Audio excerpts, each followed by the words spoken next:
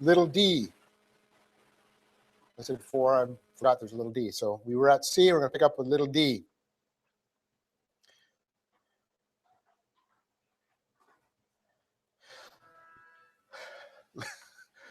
Ta-da! Okay, we're here. Okay, anyway, little d says, we have to have the same trust and faith.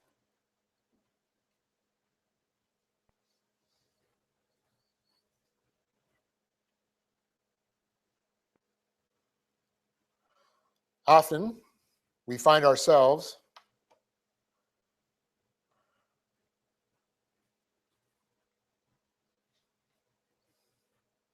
in a position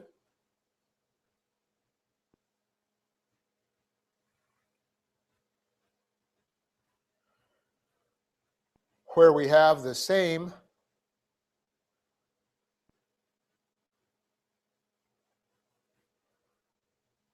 types of choices.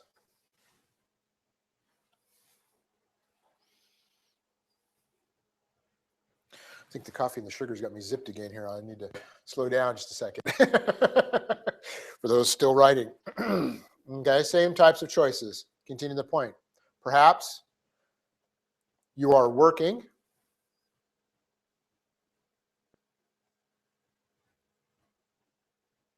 for a bad boss.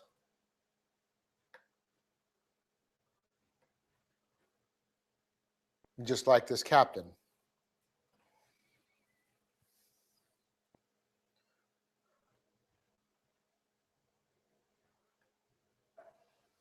You are responsible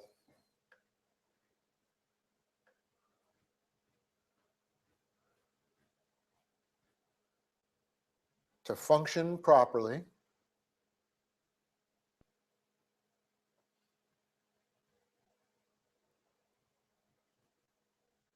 with regard to authority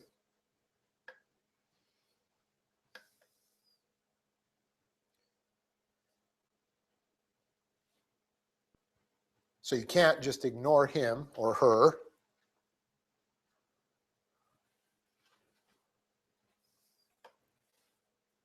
Period. So you can't just ignore him or her, period.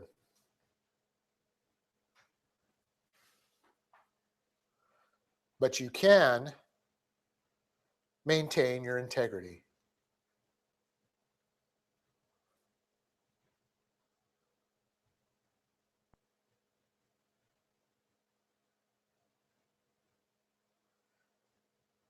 God knows the situation.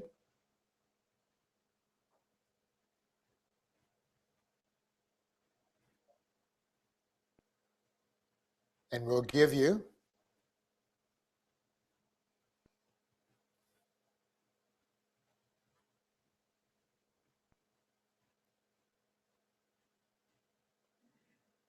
everything you need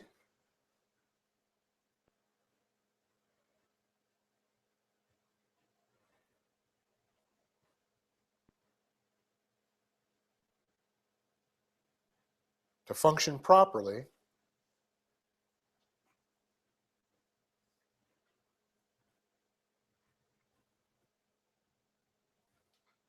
when you use your volition correctly.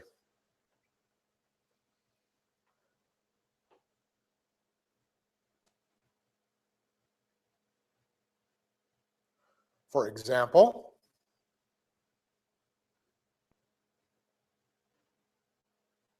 you always have the power of prayer.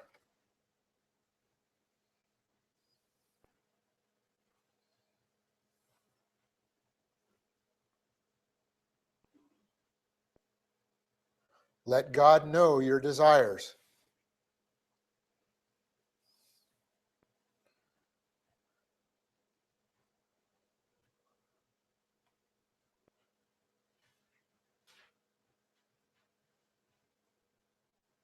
Your boss may get that promotion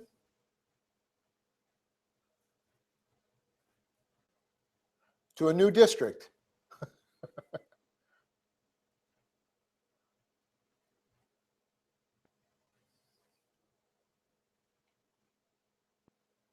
or you may get let go.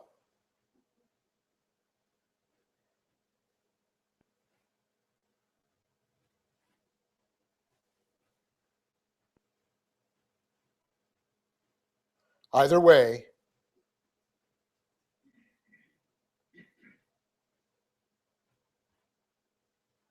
you know that God has taken care of you.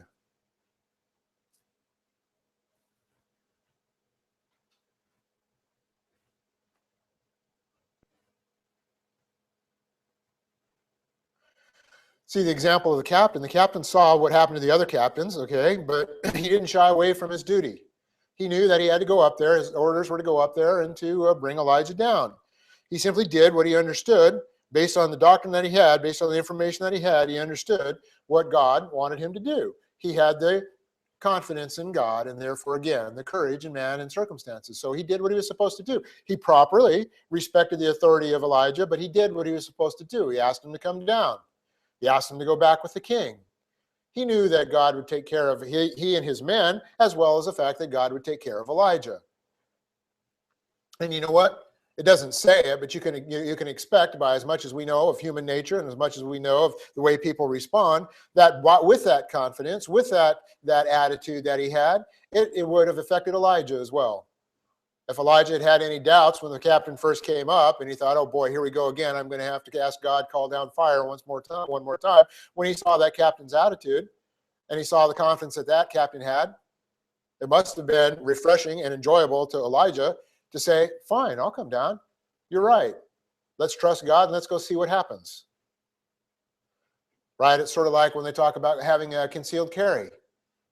Right? When you have a concealed carry, there is a demeanor about you that's different, especially when you have practiced, you know how to use it, you've gone through scenarios, you know what you're going to do if individual comes upon you or upon those amongst you, okay? And you have, you've worked all of that through your head and you're carrying, okay? There's an attitude, there's an air, an aura, if you will, if you want to talk in crystal language, okay? There's an aura that you give off that potential perpetrators will see. And criminals are like fish, okay? Fish, here's a little secret on how to fish, not that I ever catch any, but I've read this in books many times, so it must be true, okay? Is that fish are essentially lazy scavengers, okay? Particularly trout, because that's what I always try to catch, okay? And what trout will do is they'll stay in the, behind a rock or in a swirl, right? Where they don't have to expend a lot of energy trying to flap in the middle of the stream, okay? Try and swim, and they'll let the food come downstream to them. And when they see the little choice morsel, they'll go out in the middle of the stream and get it, and then they'll come back in. That's why fly fishing is successful, if you do it right. And that is, you present the fly so it looks like something that's good and juicy for them, that's floating down the stream, and they'll come out from their little spot, and they'll get it, and they'll go back in. But they don't want to have to sit there and swim in the middle of the stream. That's tiring, right? Nobody wants to swim in the middle of a stream. Okay, they go and hide behind the rocks and the swirls and stuff, and that's why you have to learn how to read a river and figure out where they're going to be at the bend of the river, or where riffles are, or things like that, right? And they hide there, and and then when the thing comes, they go and they get it. Well, that's the way criminals are. Criminals don't want to work for their money. If they wanted to work for their money and the possessions they want to steal, then they'd be doing a job, right? Like the rest of us. They want to do it the easy way. And if you have that aura, that's not the easy way. They can look at you and say, ooh, I think I'll let that one go by. I'll go get the next one who looks like a sheep. Okay, well, you can imagine that's the kind of aura, that's the kind of confidence and presentation, back straight, head up, okay, that this captain gave to Elijah. And Elijah knew instantly, here is a comrade. Here is a fellow individual who is functioning properly in God's plan. I have no problem going with him. And he went down the mountain and went with it, went to the king. Okay, so that's the kind of attitude you have to have when you're in a bad position. Okay, you take it before God, and then you function properly. You have a responsibility. You can't just ignore your boss. See, the problem I run into in my work now, as I'm becoming one of the seasoned gray hairs and the old fart that's hiring a lot of new kids, okay, is that whether you like it or not, and it sounds like real old, right? The next generation, okay, it's not so much the one right behind me, but it's the one that's now coming up. That's about 2 or 3 generations behind me, okay, that's coming in. They have been privileged to the point where I don't know that half of them have ever heard the word no before in their lives, right? They've been, and it's not entirely their fault. It's been what society has told parents that they are supposed to teach their kids, right? Is everybody's a winner. They've never been told no. They've gotten, they've played sports and they've gotten a trophy for participating, right? So when they get to the real work world and they have to have a performance evaluation or they have to do something that isn't fun, they want to ignore it, right? Now, I don't have to listen to you. I never had to listen to my parents. Why would I have to listen to you? And it's a harsh reality. They're coming to wake up, and it's making it very difficult, to be honest with you, to keep employees because they think it's just the place they're at. They haven't still woken up and realized this is the real world, right? And employers expect results, okay? And so what happens is they leave thinking that they're going to go to another job where it's going to be easier. Well, I can tell you what, if they find a job where it's going to be easier, it's not going to last very long because that company is going to go out of business. Companies can't survive by having people ignore what they're supposed to be doing and paying them for it. Okay? The idea is they've got to understand this, and they don't. But we do. As believers, we understand we have to do our job as unto the Lord. When your boss tells you to do something, he's in a position of authority. You have a couple choices. Okay? Put him in God's hands. Don't do it and get disciplined yourself. Okay? Or while you've got him in God's hands, pray for another opportunity for yourself. Right? And like I said, maybe the guy ends up, getting promoted and put it, out of your way. He gets promoted and put it into a different district, or he gets moved over where there's some other problem and no longer your boss. Okay? Or you get let go. Well, if you get let go, what are you going to do? Are you going to wail? Are you going to cry? Are you going to worry about it? No. It was part of God's plan, as long as you're functioning and doing your job and you're not let go because of performance on your part. Okay? But if you get let go, God's got another plan for you. And I have run into individuals, and I've actually had to let go an individual who came back later and said that was the best thing that ever happened to him. Right? He wasn't doing anything he wanted to do anyway, and he just didn't realize it. Once he got let go and actually had to, look for something else, God opened up other opportunities, and he found a job that he really loved. Thank you very much for firing me.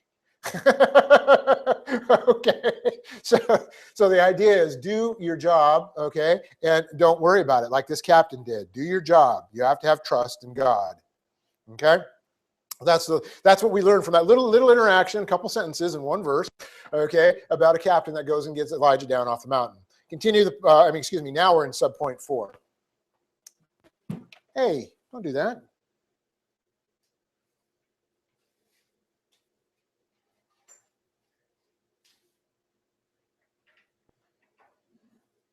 Oh, I didn't have the subpoint 4 in there. Well, okay. Like I said, I messed up and didn't quite get this thing updated like I should have. I had plenty of time to do it yesterday too. I just forgot about it.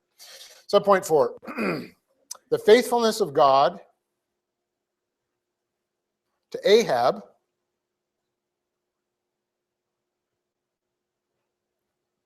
is also given here.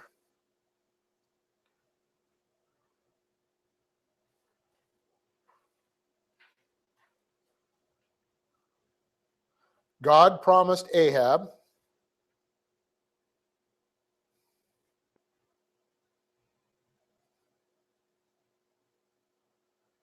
that he would not see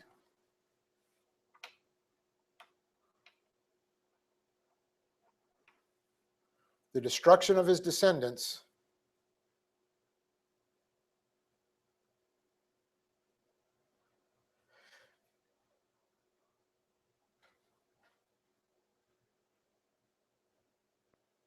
in his lifetime, period.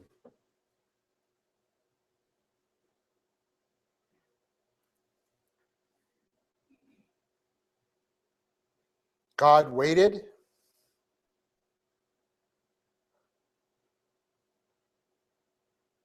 until Ahab was dead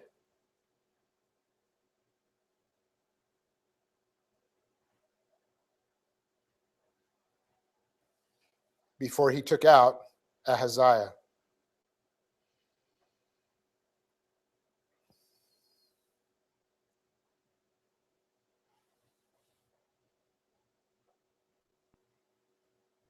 God is always faithful.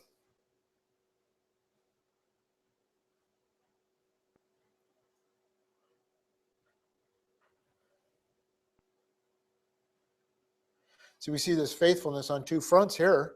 He kept his promise to Ahab. He let Ahab die before he took it out, but he also kept his promise to destroy him, to destroy the descendants. So he is faithful. He let Ahab die, and then he went ahead and he took out Ahab's son.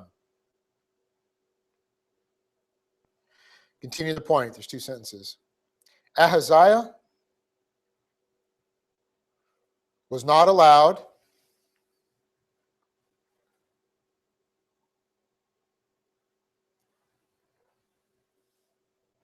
to live long enough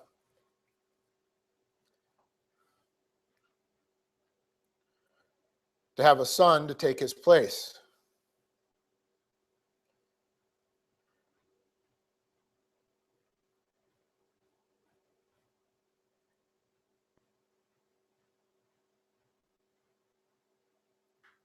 Instead, as we see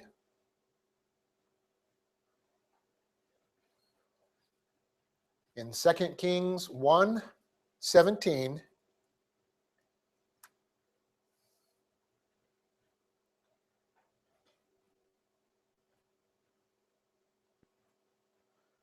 Jehoram, it could be Jehoram, actually. It's Jehoram,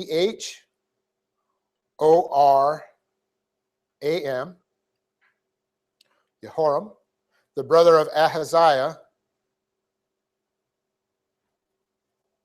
takes over.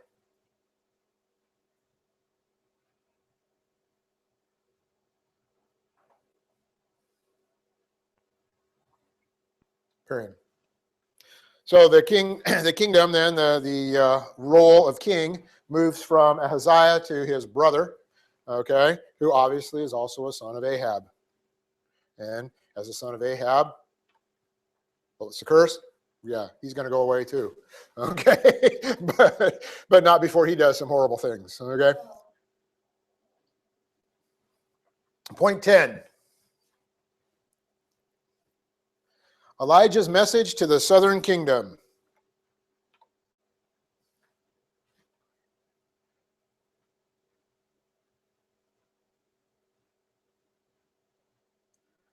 You can take this down so when you go to read it later, you can, or particularly when you go and read the account yourself. Okay, I'm going to give you some information here because it gets confusing. Okay, so his message to the southern, or Elijah's message to the southern kingdom. Now we are going to see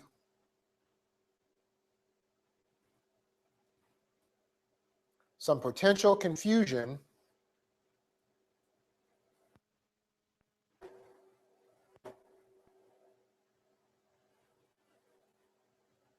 as we go forward.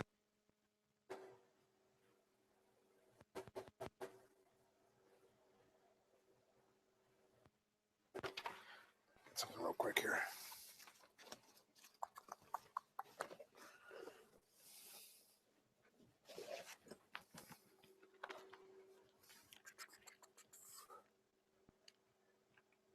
Come on.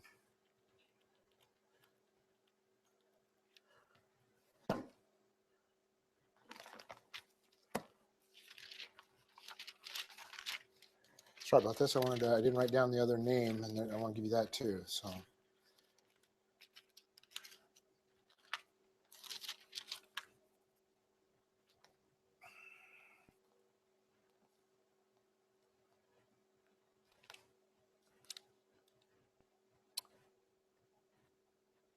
Okay, anyway. Okay, some confusion. Okay, now we're going to see some potential confusion as we go forward. Okay, in this time frame,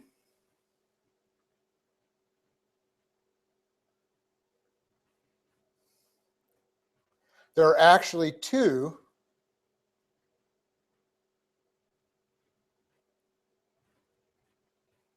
Jehorams.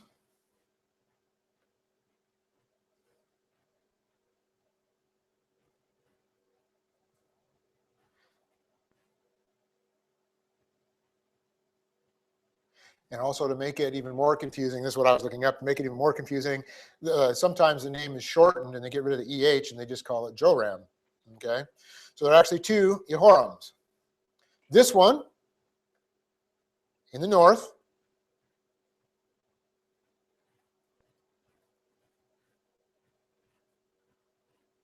and one associated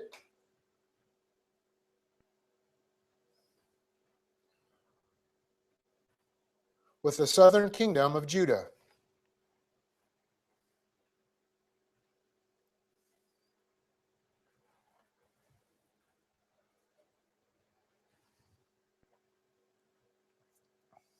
The one in Israel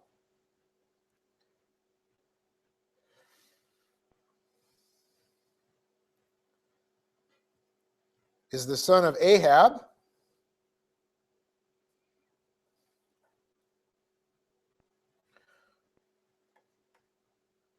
brother of Ahaziah.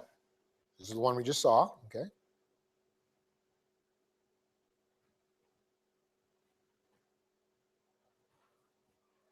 And the one in Judah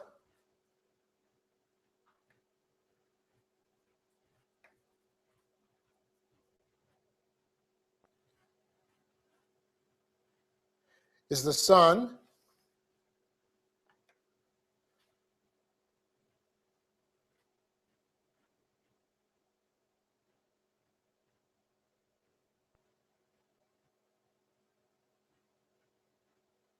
of Jehoshaphat. That's spelled Jehoshaphat.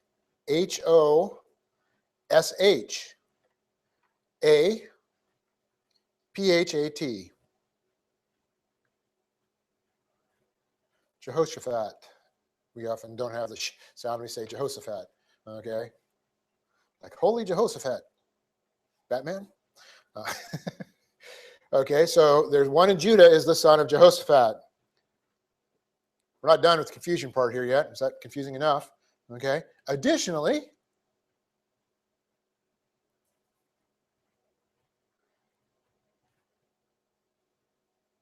the Jehoram in the southern kingdom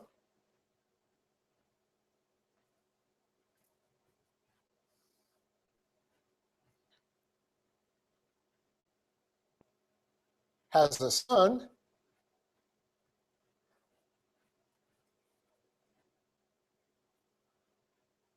who is named, wait for it, who is named Ahaziah.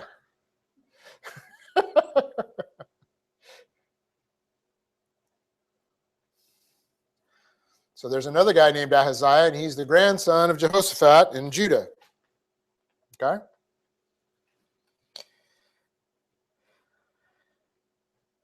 Then to top it off,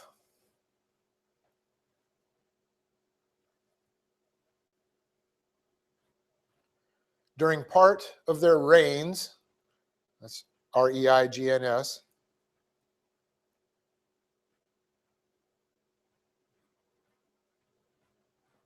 both Jehorams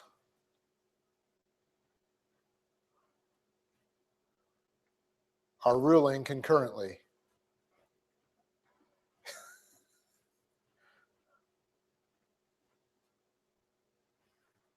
So we're going to have to walk carefully here. It's sort of like sometimes when you study Roman history with all of the Juliuses, Gaiuses, and Tiberiuses, it gets confusing as to who's related to whom, and half of them are adopted and not real sons, and blah, blah, blah. And so if you could ever make it through that, we'll make it through this, okay? And so we're going to. But the idea is that we now have Ahaziah, who died, okay, and his brother, okay, Jehoram, takes over. Okay. Yes. I'm sorry, the one in Judah was married to Ahab's daughter, right? Yes. Okay. Yep. Yeah, I'm going to say that as a matter of fact. Very good. Yeah, I'm going to say that. Yeah. Yeah, exactly right.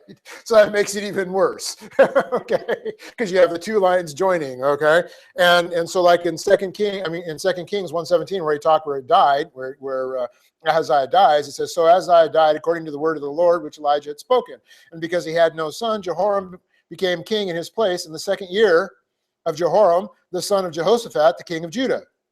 Okay, so that means the two of them are actually ruling concurrently. Okay, and then it tells you to go to Chronicles to review the rest of the Acts. And guess what? We're going to go to Chronicles to find out this message that Elijah sends to the southern kingdom. Okay, So all of that's the intro, and now we're at subpoint A, the historical account. Let's see, if the time was right, we would leave it right there as a cliffhanger, but I'm not going to get you out a half hour early. You guys wouldn't know what to do with it. Your heads would explode. You wouldn't know how to handle half hour early on Sunday. Okay. So, subpoint A, historical account. Subpoint 1. The historical account of Elijah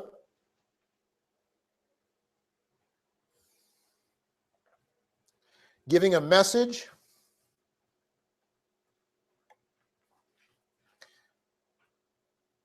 to the southern kingdom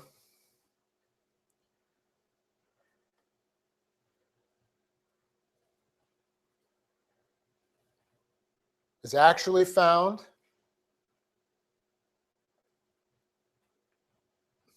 in 2 Chronicles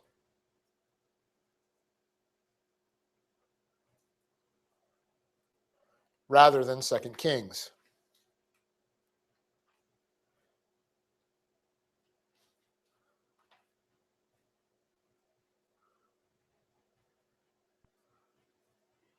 Remember, at the beginning of this study, I gave you information related to 1st and 2nd Samuel, 1st and 2nd Kings, and 1st and 2nd Chronicles, and how they relate to the history. And so you actually have to have all three of those books, okay, which we divided into 6 books, but you have to have all of those to make sure that you truly understand what's going on, because none of them give you the complete account in a chronological order, okay? You have to be able to kind of weave and put in between. And the way you do that is by finding these milestones, like which king was who and when and where and stuff like that. And then you can tie it around who's ruling at different times, and you then can weave together the complete chronology. And so in 2 Kings, what happens is we have just basically ended chapter 1 with the death of Ahaziah. And then in chapter 2, it picks up and it's going to tell us about the translation, as they call it, of Elijah, meaning the transfiguration, I mean, the time when he's taken up into heaven, okay, without physical death. Okay, and obviously he didn't come down from heaven to give a letter or an account into the Kings in 2 Chronicles. So it's not in chronological order. You have to piece it together, and we piece it together because we know that it's during the time of the Jehorims. Okay. So the historical account of Elijah giving a message to the southern kingdom is actually found in 2 Chronicles rather than 2 Kings. Continue the point. In 2 Chronicles 21:1,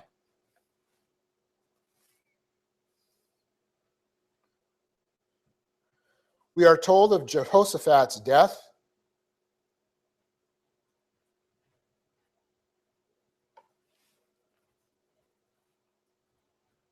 and the ascension of Jehoram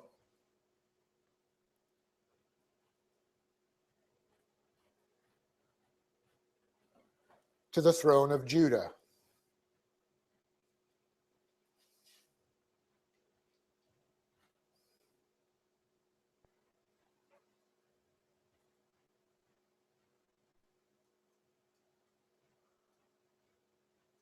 Jehoram was the firstborn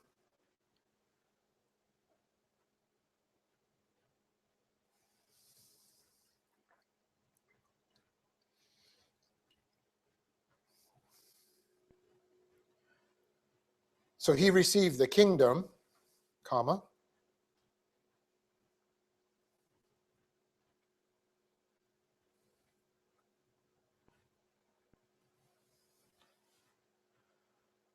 but he had brothers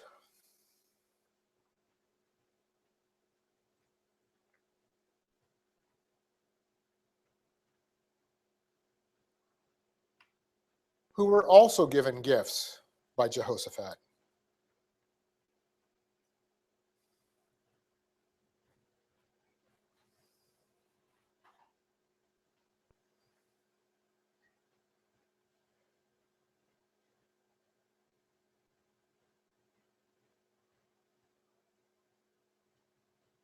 When Jehoram was strong enough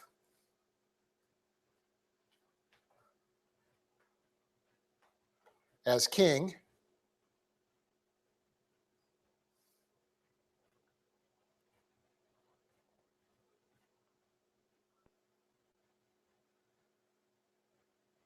he decided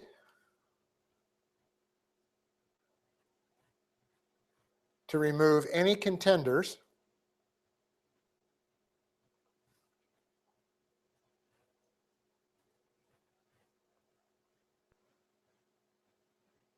for the throne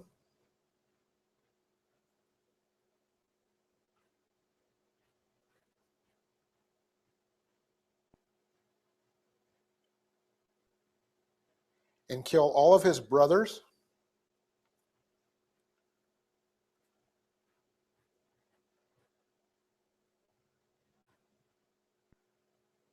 and some of his cousins in Israel.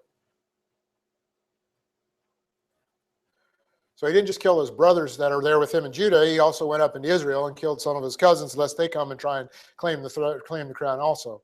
That's 2 Chronicles 21:4.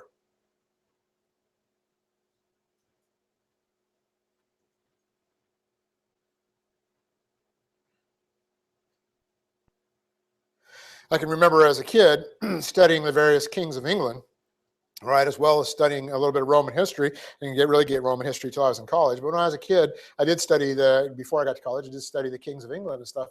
And you read these things with, patricide and things like that, where they kill their fathers and kill their brothers. And you think, wow. This is really horrible, right? But when you read it and you're reading it with the kings of England, it makes it sound like it's something new, right? Well, like the Bible says in Ecclesiastes, there's nothing new under the sun, right? And so it's been going on ever since Israel decided they had to have a king, right? All of this has been going on. You saw it with Absalom, and from then on, right? That's why God didn't want them to have kings, okay? But they wanted it, and so they got it, and this is what they got, right? And so this king. And we're going to hear a cute little phrase about this king, okay? But this king goes and he kills sort of like Stalin, right? He goes in and kills everybody that had anything to do with him getting there in the first place, including all of his brothers and cousins. Okay, continue the point. Then the Bible tells us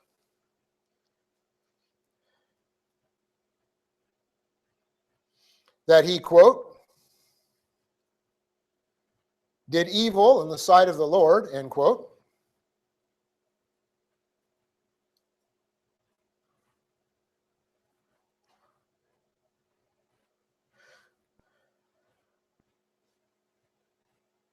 And walked in the ways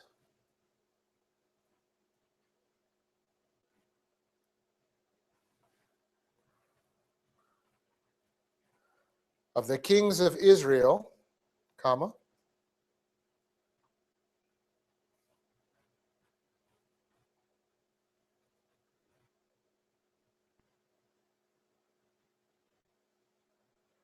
which was to be expected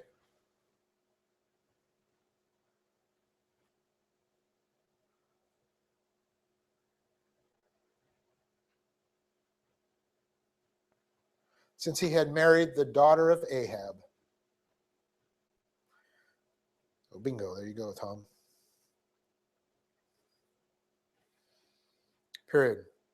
So remember I said back when I was talking about Ahab and how he kind of helps destroy the South as well. Well, his daughter, who you can imagine was little Jezebelette, okay, if you will. It was probably just as evil as her mom was, okay, has married this guy. And so she's probably plotting, helping him plot, right? Behind every good king, there's a evil queen, right? And she's plotting, with him, probably whispering in his ears, your brothers are going to come up here and try and do something to you if you don't take care of it. If I were you, I'd take care of it first. Yes, dear. Okay. And so he goes off and whacks all of his brothers. And just in case, he takes care of his cousins who happen to be related up there in Israel. Okay. And so what we see is that his brother-in-laws, okay, since he married the daughter of Ahab, that means that his brother-in-laws were Ahaziah and Jehoram of the north. Okay, so that's how this all fits together if you're trying to get this thing stitched together. I can kind of understand it. My father's family was Italian, and I think they had 4 different names that they used all the time, right? They had Vince, Joe, Tony, and Gaetano. If you had one of those 4 names, you were, and Charles. For some reason, they had a Charles too, right? And those 5 names, I've got cousins that all have names like that. I don't know how I got Paul. It was weird, but anyway, subpoint 2. 2 Chronicles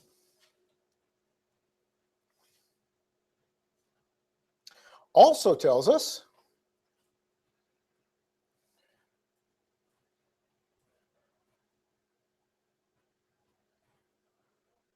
that even though he did evil,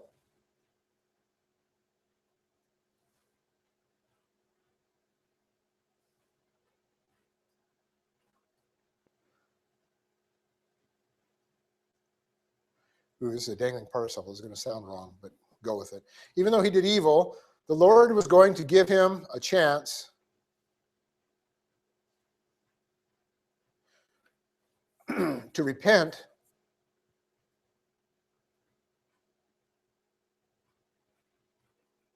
because he was in the line of David.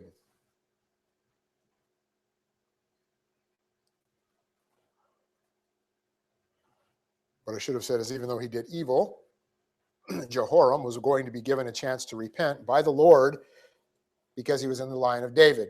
That way I wouldn't have it sound like the Lord did evil. Anyway, repent because he was in the line of David, period. Remember, the Lord had made the Davidic covenant.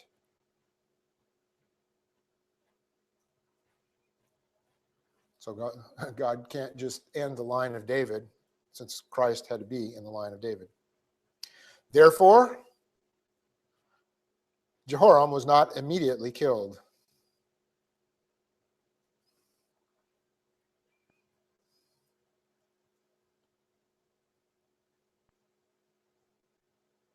So point 3.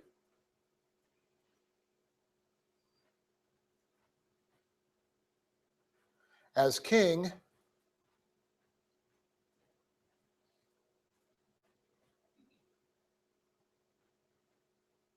he did not follow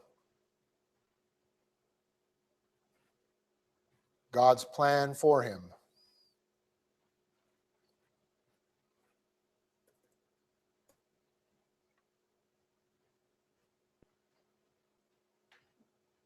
He brings back the, quote, high places, end quote,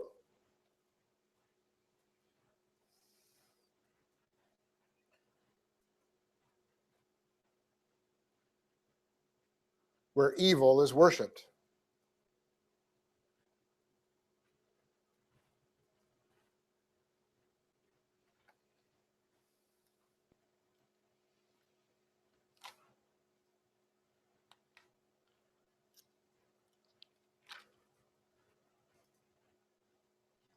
The Edomites, or Edomites, Edomites, those in Eden,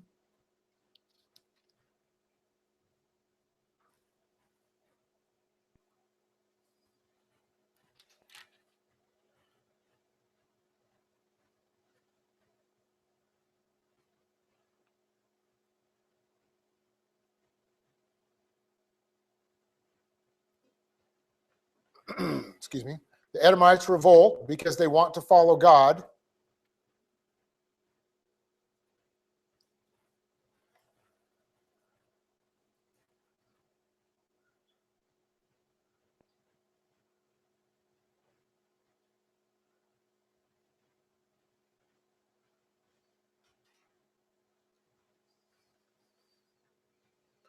And he is not doing that.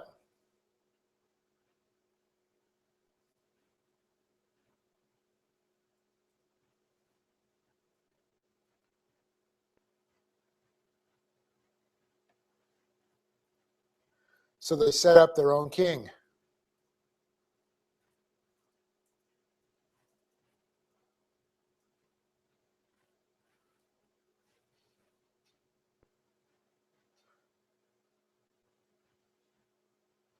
Jehoram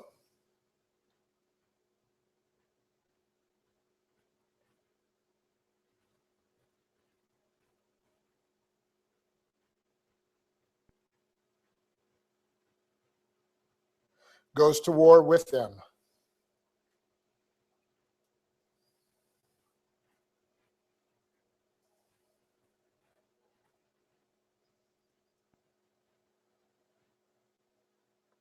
Eventually, the Lord, quote, stirs up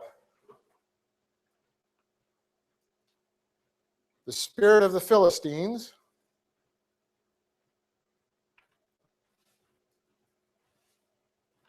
and the Arabs, end quote.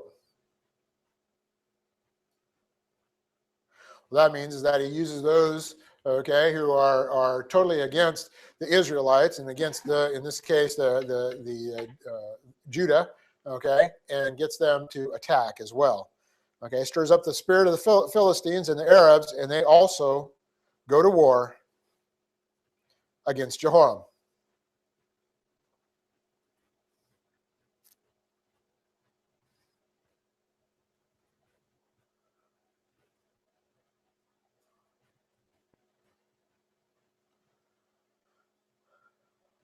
Subpoint 4.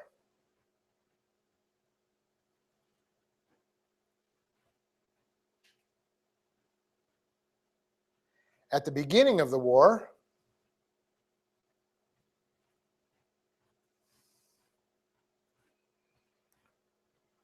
with the Edomites,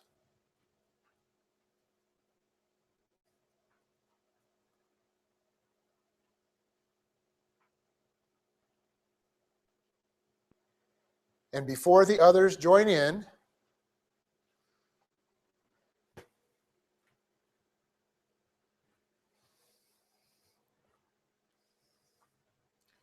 we see our incident with Elijah.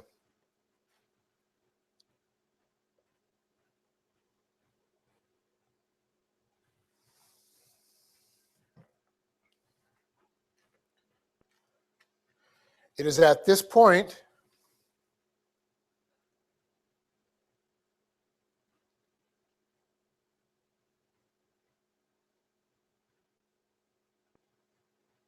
as a result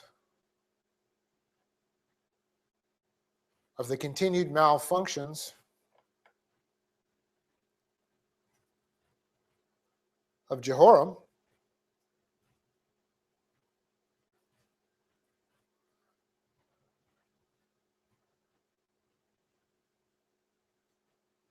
that Elijah is sent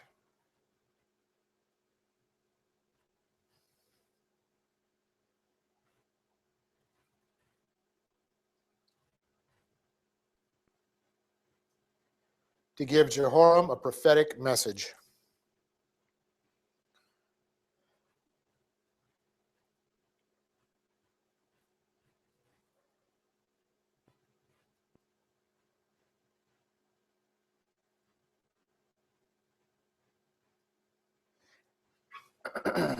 Give you a chance to stretch your fingers there. What we're going to see here is a really, really horrible, scary, whatever you want to find, you can find your own word, type of prophecy that's going to happen to Jehoram. I would think that if you heard this, you would say, I think I'm going to do something different, okay? But he doesn't. And it just goes to show you how evil and how they had allowed their old sin nature to completely control their souls. They have absolutely zero respect for God and zero trust that there even is a God. Okay, they had to have been at that point, because even if there was the possibility of a God in their own minds, then other than Baal, okay, even if there was a possibility of our God, okay, you would think that they would turn based on this, but they don't.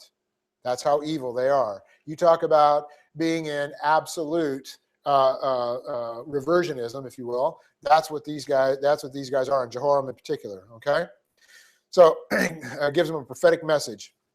In 2 Chronicles 21, verses 12 through 15, we get Elijah's prophecy.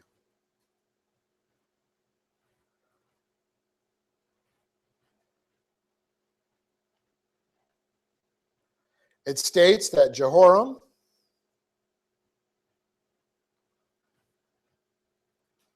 has done evil things,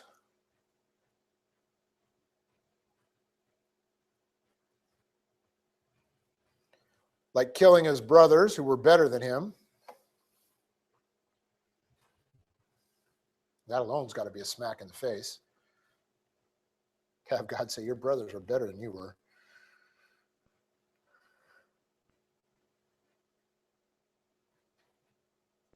And playing the harlot, etc.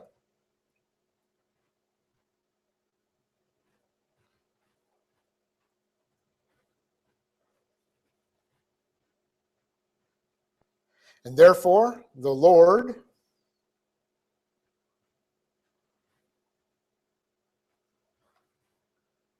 is going to strike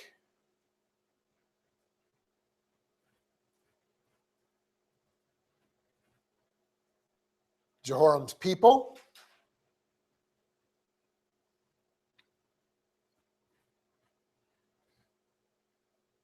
his sons, and here's an interesting one, his wives, in the plural,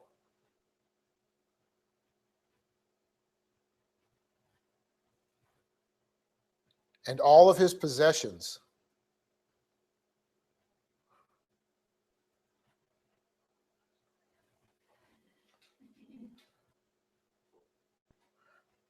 Okay, I came into this world with nothing. I guess I can go out with nothing, right? But it doesn't stop there. Okay, just in case he had that kind of a thought in mind. Who are you, God? I'm better than you. I came in here with nothing. I can go out with nothing. No big deal. Okay. Well, the curse goes on to say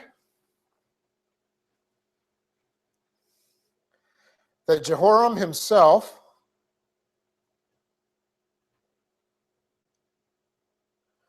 will be struck with a disease of the bowels, comma, some sort of dysentery, comma,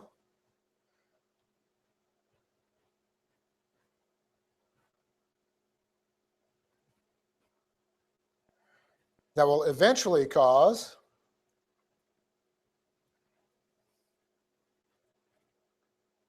his bowels to be expelled from his body.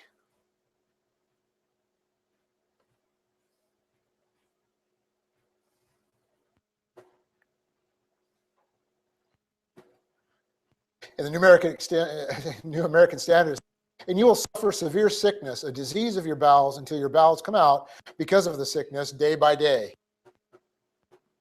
Okay? Now, things we need to understand is the bowels and the stomach are a representation of the emotion. They're an empty sac. Remember when we studied emotion, they represent emotion. And so what's happening here is the Lord is saying, look, you are operating entirely on emotion. You're not operating on anything that you should be operating on, any information that I, as God, have given you. So if you want to operate entirely on emotion and you want to rule this kingdom based on your hatred and based on your lust for Baal and based on all of these things that are associated with your emotion, fine. I'm going to take away that which represents your emotion, okay? And you're going to end up expelling your own bowels, okay? Doesn't sound like something fun. Okay. I mean, this is a divine colostomy or something. But anyway, it's going to go away, okay? So his bowels expelled from his body. Continue the point. Then, after the prophecy,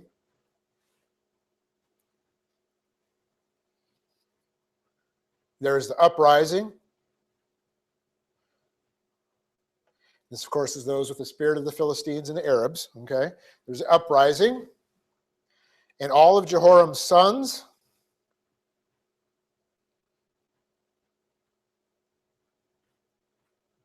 his wives,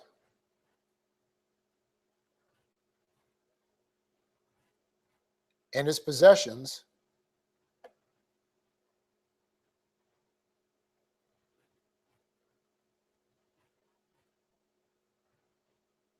are taken away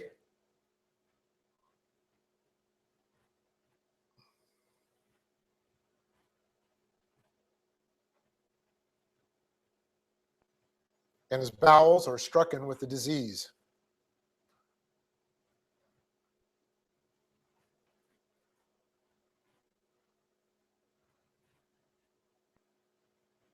he dies.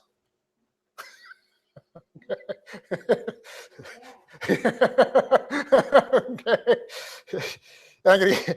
I was going to give this to you, but I didn't make a corrected translation, so I'm just going to read it to you, and you can read it yourself at some point too. But it says, I thought it was interesting. In the language of the New American Standard, we have 2 Chronicles 21, verses 19 and 21 saying this. Now it came about in the course of time, at the end of 2 years, so the guy's he's sick, and he's got this dysentery for 2 years. Okay, if you've ever had stomach cramps or eaten something bad, got food poisoning, it's like 20 minutes and you're ready to die. At least I am. That's one of the worst diseases ever. I've had some stomach problems where I just would be in there and just saying, "Take me now, just let me die." I don't care. But anyway, at the end of 2 years, that his bowels came out because of his sickness, and he died in great pain. Yeah, no joke. And his people made no fire for him like the fire for his fathers. This tells you how much he was loved as king, okay? And his people made no fire for him like the fire for his fathers. He was 32 years old when he became king, and he reigned in Jerusalem 8 years. So he was only 40 when he died, this horrible disease. Reigned in Jerusalem 8 years, and he departed with no one's regret. The Bible makes a point of saying that. You can imagine, ding dong, the king is dead. Dancing around, okay? And he died with no one's regret, and they buried him in the city of David, but not in the tombs of the kings. So this is how much they hated that guy, okay? He lived for himself. And that's the whole reason that we have him not being struck by an arrow or anything like that. Okay, we need to understand, when we study these things, we need to understand some of the points associated with it and have a little bit of a frame of reference. And we've studied the emotion, like I said before, and understand that the emotion is represented by the stomach or by the bowels, right? And in this case, it's striking his emotion, his lust for power, his greed, okay, killing his brothers so that he could get all of their treasure, because Jehoshaphat had made his brothers wealthy, given him the kingdom, which included wealth, but then gave his brothers all this wealth as well. Well, he killed them all, took their wealth, okay, and ruled, apparently, was probably one of those that had all kinds of taxes and everything else, to the point where even his people were terrified of him, didn't want to, they didn't revolt against him per se, except for the Edomites, okay, and as a result, when he died, they were all joyous. There were no fires of mourning. Nobody, tore their clothes and put dirt on their head or anything like that. Okay, they rejoiced essentially, and they made sure that he was not given the honor of being buried with the kings. Continue the point. We then see that his son, Ahaziah, ends up becoming king,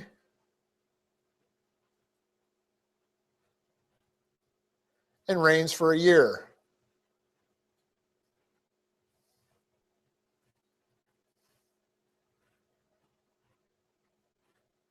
When Ahaziah, you think of him as Ahaziah the Younger, using kind of Roman terminology. When Ahaziah is visiting his uncle Jehoram of Israel,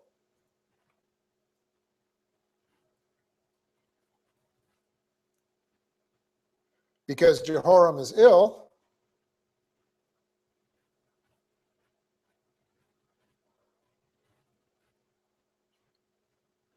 a war breaks out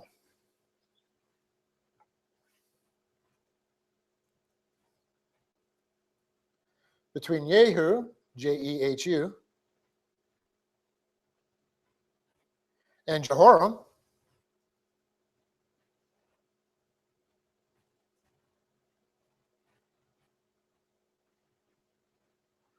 and Ahaziah sides with Jehoram.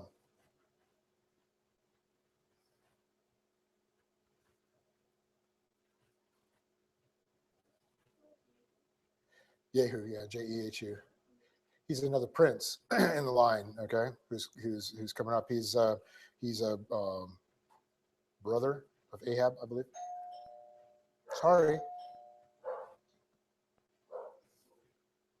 Continue the point.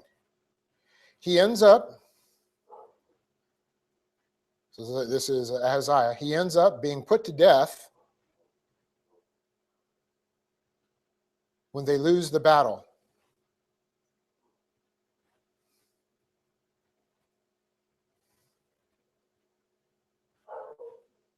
His mother in Judah, do you want to get that? Okay. His mother in Judah, remember this is the daughter of Ahab. His mother in Judah hears of his death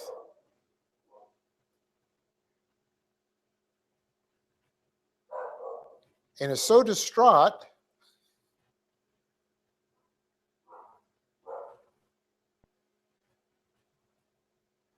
that she puts to death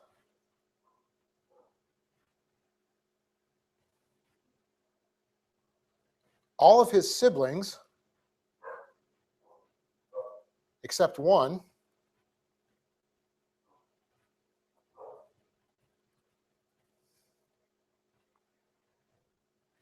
which has been secreted away, period.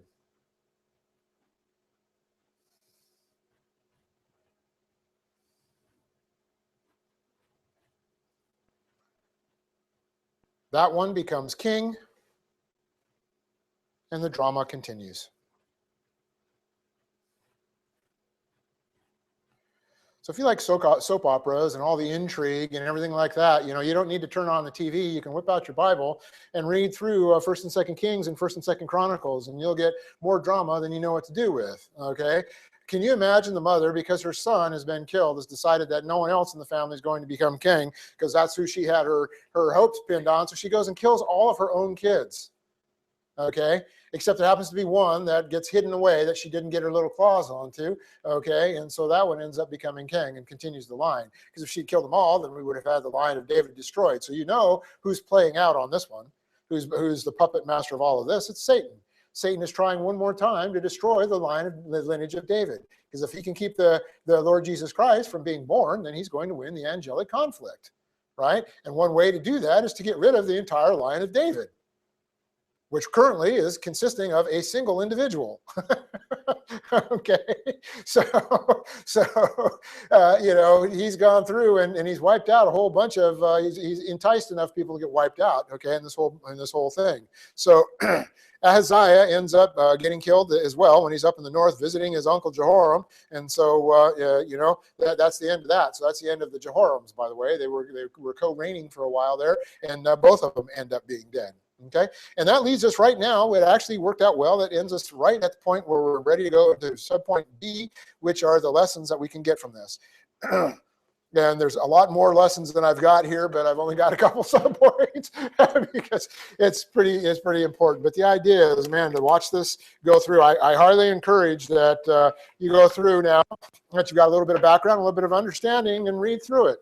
Take the opportunity to read through and make sure, because remember, I have never, and that's one of the accusations that we get as fundamental is that our type of teaching, we encourage people not to read, that we say you can't understand it without reading it. By reading it by yourself. The idea is I encourage you to read it, okay? Take advantage, read this, and learn it, and now you've got some background to make it understand a little bit, and hopefully you won't get confused with all the Jehorams and everything, okay? So we're going to go ahead now and close with a song. If you'll stand. And I believe